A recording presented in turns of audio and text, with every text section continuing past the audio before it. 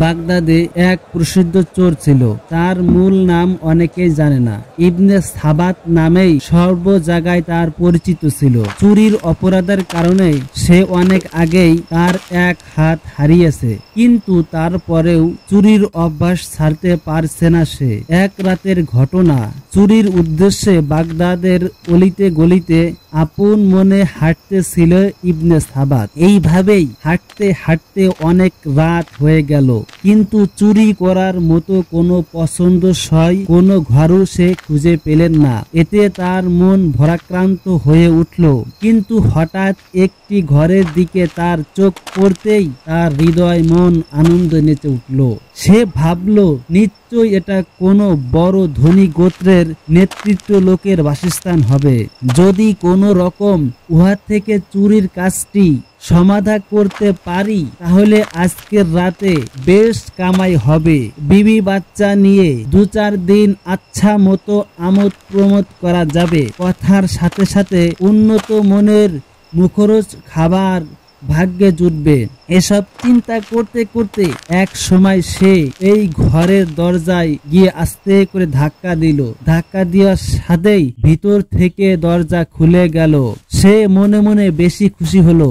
দরজা খোলা পেয়ে অত্যন্ত চুপিসারে ঘরে ঢুকে দেখলো একটি কক্ষে খেজুর পাতার একটি চাটাই বিছানো, তার এক পার্শ্বে চামড়ার একটি বালিশ, কিনারায় রয়েছে দামি দামি কাপড়ের একটি বিশাল স্তূপ।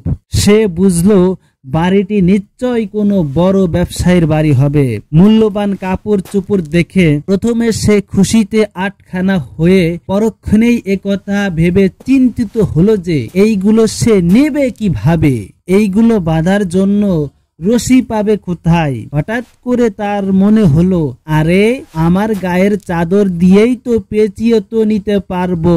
এ কথা মনে আসতেই সে গায়ের চাদর খুলে চাটাইয়ের উপর বিছালো। এরপর কাপড়ের থানগুলি একটি একটি করে তার উপর রেখে গাঁটটি বাঁধতে চেষ্টা করলো, কিন্তু সফল হলো না, কারণ এক হাত দিয়ে কি গাঁটটি বাঁধা যায়।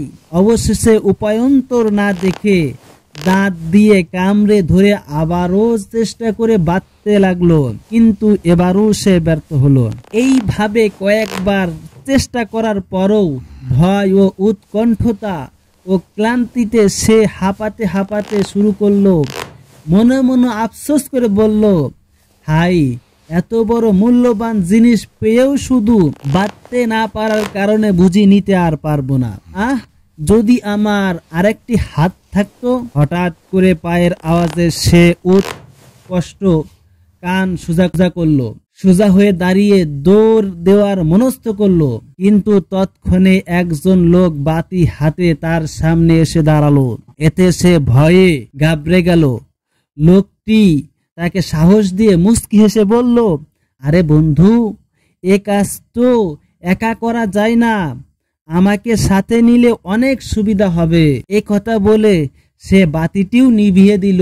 তারপর চোরকে লক্ষ্য করে বলল, ভাই, তুমি দেখছি বেশ ক্লান্ত হয়ে পড়েছো, একটু বিশ্রাম নাও, আমি খুঁজে দেখি কোনো খাবার তোমার জন্য আনতে পারি কিনা, এতে তোমার ক্লান্তি দূর হয়ে যাবে।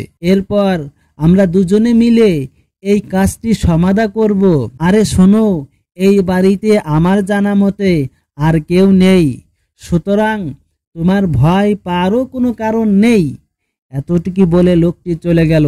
এবার ইবনে সাবাত ভাবতে লাগলো, লোকটি আবার এই বাড়ির মালিক নয় তো, সে আমার সাথে কোনো চালাকি করছে না তো? এমনও তো হতে পারে যে সে আমাকে বসিয়ে লোক ডাকতে গেছে, কিংবা আমাকে মারার জন্য হাতিয়ার তালাশ করতে গেছে। সুতরাং আমার এখান থেকে এখনই কেটে পড়া উচিত। একটু চিন্তা করেই সে এক কদম এগোতেই লোকটি এক পেয়ালা দুধ হাতে সেখানে এসে উপস্থিত হলো। সে পেয়ালাটি চোরের হাতে দিয়ে বলল, নাও ভাই, এই দুধটুকি পান করে নাও, এতে তোমার ক্লান্তি দূর হয়ে যাবে।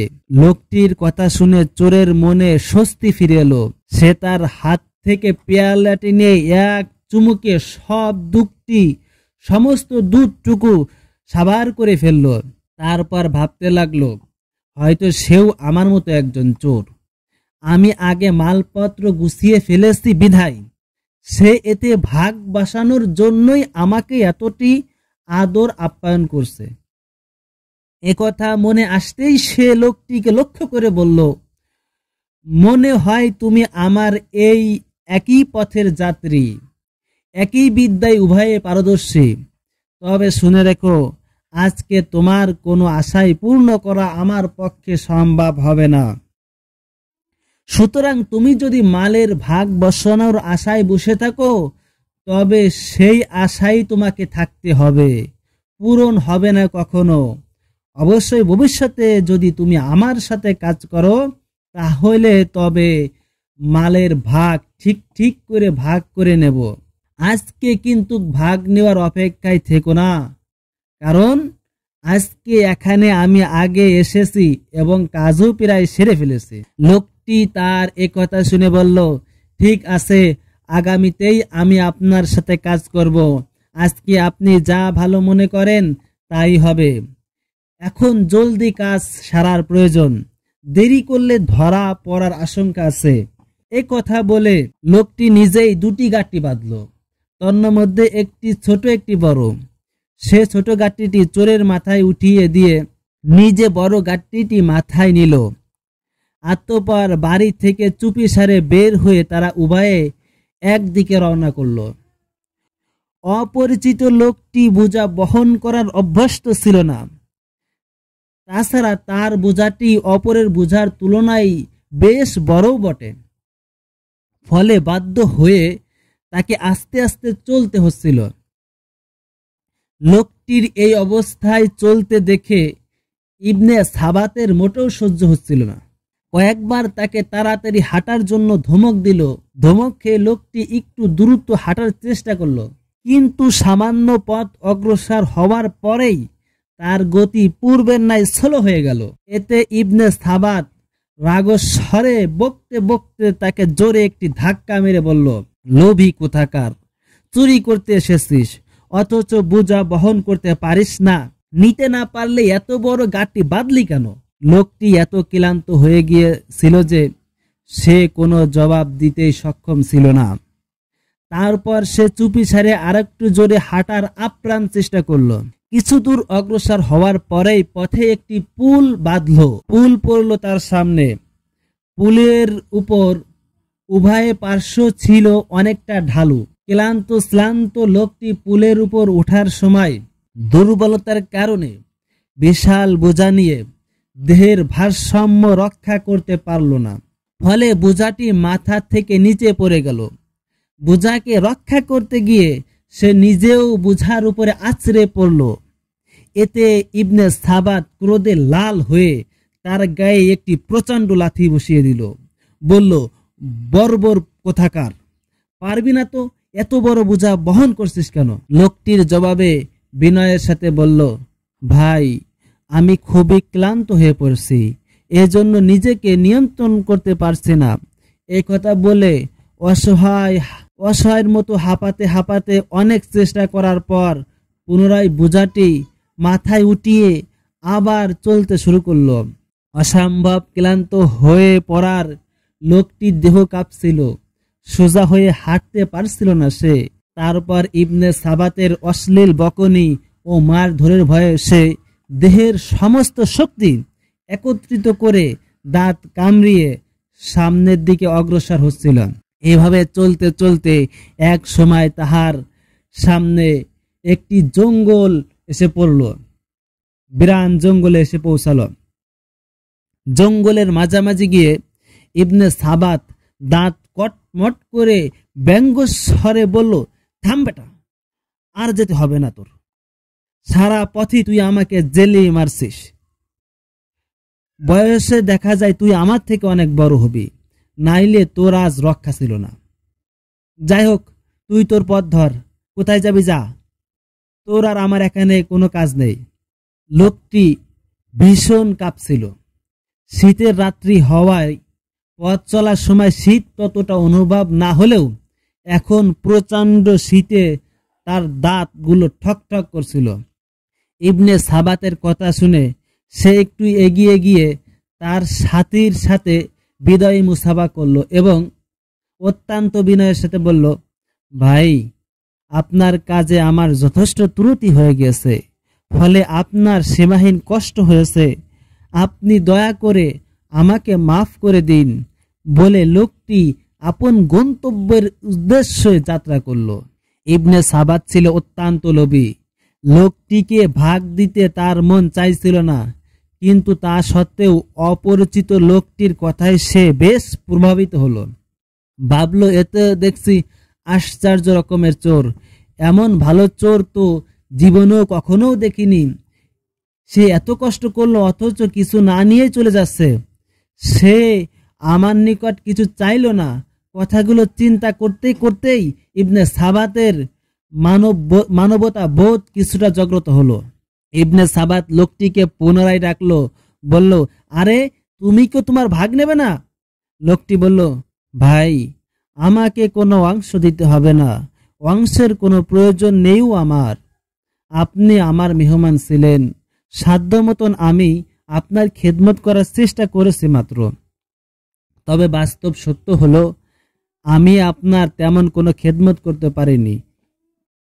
আশা করি এজন্য আপনি আমাকে ক্ষমা সুন্দর দৃষ্টিতে দেখবেন। ইবনে সাবাত হতভম্ব হয়ে লোকটির মুখ পানে তাকিয়ে রইল। তার মুখ থেকে কোনো কথা সরল না। ভাবছিল সে। কিছুক্ষণ চিন্তা করার পরে সে বলল, তাহলে তুমি কি ওই বাড়ির মালিক? তুমি কি সেখানকার প্রধান কর্তা? লোকটি বলল, জি ভাই, ওটা আমারই গরিবালয়। এখন তো আপনি চিনতে পারলেন, আপনার দাওয়াত রইল। আশা করি যখনই সুযোগ হবে তখনই আমাদের বাড়িতে বেড়াতে আসবেন। আমি যথাসাধ্য আপনার খেদমত করার চেষ্টা করব। এ কথা বলে লোকটি সালাম দিয়ে চলে গেল। লোকটির গমনের পথের দিকে ইবনে সাবাত অপলক নেত্রে তাকিয়ে রইল। কথা বলার ভাষাও যেন সে হারিয়ে ফেলেছে। চিন্তার সাগরে অতল গহ্বরে হারিয়ে গেল সে। হঠাৎ অনেকটা আমনেতেই অনস্ফুটতি স্বরে বলতে লাগলো, এ কেমন আশ্চর্য মানবতা! চোরের সাথে এ কেমন আচরণ! আবার ভবিষ্যতের জন্য সবিনয় দাওয়াত! নিজের দীনতা ও বিনয়ের এ কেমন অদ্ভুত নজির! রাস্তায় আমি তাকে কত গালমন্দ করলাম, ধমক দিলাম, ধাক্কা মারলাম, প্রচণ্ড লাথির আঘাতে জর্জরিত করলাম।